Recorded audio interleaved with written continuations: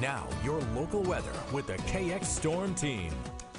Well, it did get a little rough this evening. We had just a few storms pop up, but those quickly ramped up to severe status, and some of those storms dropped impressive amounts of hail. And you'll take a look at some of these hail numbers because they are quite impressive, if not in some places dangerous. 6 miles to the northwest of Palmero, 2-inch hail outside of Twin Buttes, 1.75 inch hail, as well as in northeast of Buffalo Springs. They had hail of 1.75 inches. Gascoigne picking up 1.25 inch size hail, and then Amidon inch hail. But we had some other unconfirmed reports of tennis ball size hail. In fact, look at this picture that we got from a viewer outside of Clearwater Lake here from Sandra.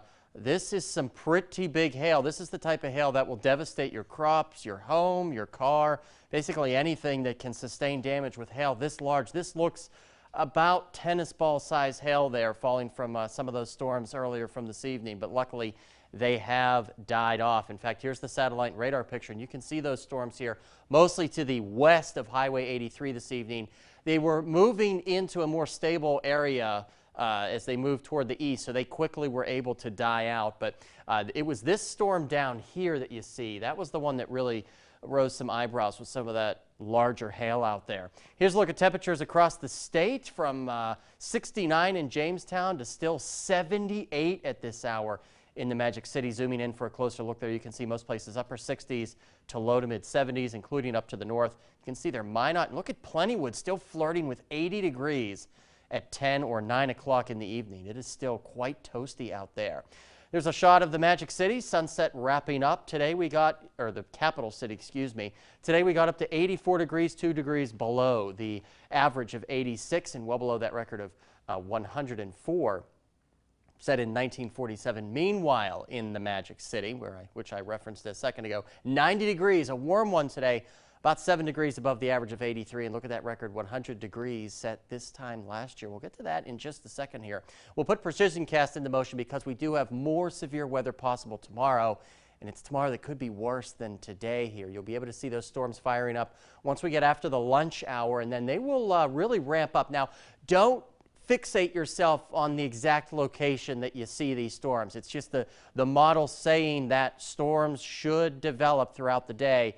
They probably won't be in these exact locations that you see, but definitely watching, especially south and east. Probably in this corridor here is the best chance for severe weather. Now, the hazards from that severe weather tomorrow are looking like this: lightning, large hail up to golf ball size, high winds with gusts up to 70 miles an hour, and locally heavy rain if you're trapped under one of those cells. So definitely something you'll want to keep an eye on. Hopefully you have the KX Storm Team app on your phone to keep you ahead of the storm.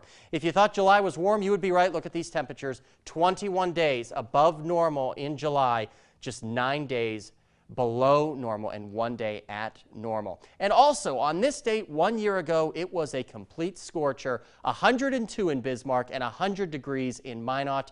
Minot setting a new record for the day with that 100-degree temperature. So your forecast tonight for the capital city looking like this: will dip to 65 degrees with that chance for some patchy fog and some light winds, maybe a shower, but I'm pretty much rolling that out. In the Magic City, we'll dip to 64 with an isolated shower or storm between midnight and 3 a.m. Tomorrow, we will rise up to 88 degrees with those severe storms possible after the 3 o'clock hour. Before that, it should be a pretty nice day. Meanwhile, in Minot, 83 degrees with some isolated afternoon storms, but winds will be light. Here's a look at your 5-day forecast for Dickinson. Maybe a few storms on Sunday, and then the rest of the week looks fine on Monday through Thursday, and those temperatures remaining seasonable. The rest of the week in Williston looking very good.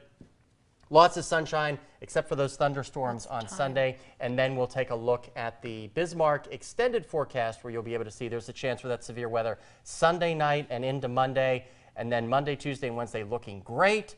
And then things cool off as we get toward the second half of the week with seasonable temperatures. All right. Thank you so much, Robert. Yep. Coming up next in sports, find out who will be playing for a championship as we bring the highlights of Day 4 of the Legion Baseball State Tournament.